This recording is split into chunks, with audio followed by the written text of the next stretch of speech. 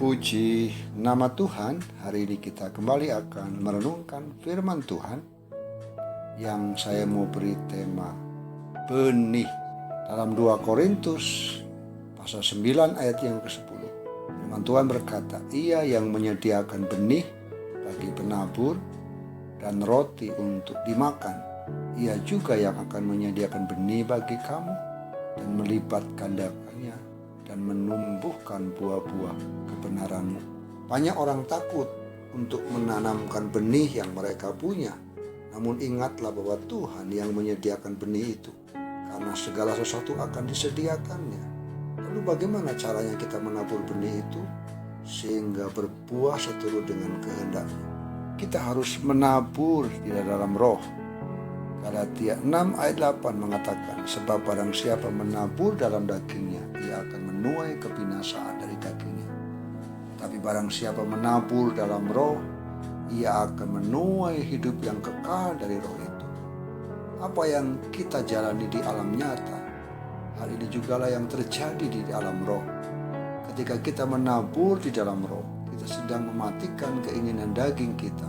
Jika kita perhatikan, seringkali keinginan daging berusaha memadamkan semangat roh yang ada dalam diri kita. Cobalah untuk merubah itu semua. Milikilah hati dan telinga yang peka sesuai apa yang Tuhan mau. Sebuah komitmen dibutuhkan untuk mematikan keinginan daging. Apapun kelemahan yang kita miliki, ingatlah bahwa Tuhan akan selalu menuntun kita kemanapun. Pada umumnya kita tidak pernah berpikir bahwa apa yang kita perbuat saat ini akan berdampak pada masa yang akan datang. Namun disinilah Tuhan ingin mengajarkan kita untuk hidup di dalam roh. Hal yang lain adalah menaburlah dalam iman.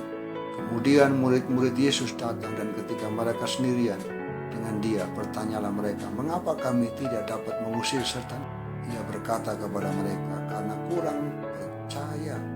Sebab aku berkata kepadamu, sesungguhnya sekiranya kamu mempunyai iman sebesar biji sesawi saja, kamu dapat berkata kepada gunung ini, pindah dari tempat ini ke sana, maka gunung ini akan pindah dan tak akan ada yang mustahil bagimu.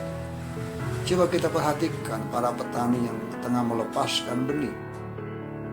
Suatu saat nanti mereka akan menuai apa yang mereka tanamkan.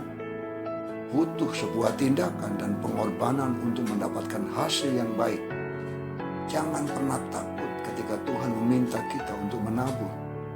Percaya dan lakukan saja.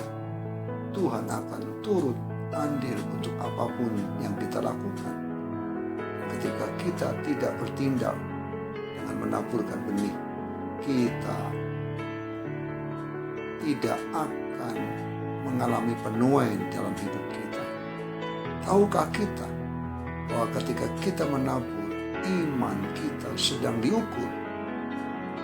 Lalu bagaimana kita dapat mengukur iman kita? Iman diukur melalui apa yang ada di dalam kita. Roma 12 ayat 3 mengatakan, berdasarkan kasih karunia yang dianugerahkan kepadaku, aku berkata kepada setiap orang di antara kamu, janganlah kamu memikirkan hal-hal yang lebih tinggi daripada yang patut kamu pikirkan. Tetapi hendaklah kamu berpikir begitu rupa sehingga kamu menguasai diri menurut ukuran iman yang dikaruniakan Allah kepada kamu masing-masing. Tuhan mempercayakan apa yang ada di tangan kita dan di dalam setiap kehidupan kita. Iman juga diukur berdasarkan firman yang kita dengar. Roma 10 ayat 17 mengatakan, jadi iman timbul dari pendengaran dan pendengaran oleh firman Kristus. Ketika kita bertumbuh di dalam iman, kita akan melakukan firman itu. Sebuah tuaian akan kita rasakan sejalan dengan pertumbuhan iman kita. Oleh sebab itu mari taburlah dan tanamlah iman kita di dalam Tuhan. Dan percayalah suatu saat nanti kita akan berbuah lebat. Dan kita akan menuai hasilnya kelak. Karena setiap dari kita telah dilengkapi oleh iman. Tinggal bagaimana caranya kita menumbuhkan iman itu. Jadi siapa yang siap untuk menabur dengan iman. Dan percayalah firman Tuhan berkata, siapa yang menabur, mereka juga yang akan menuai. Tuhan Yesus memberkati. ke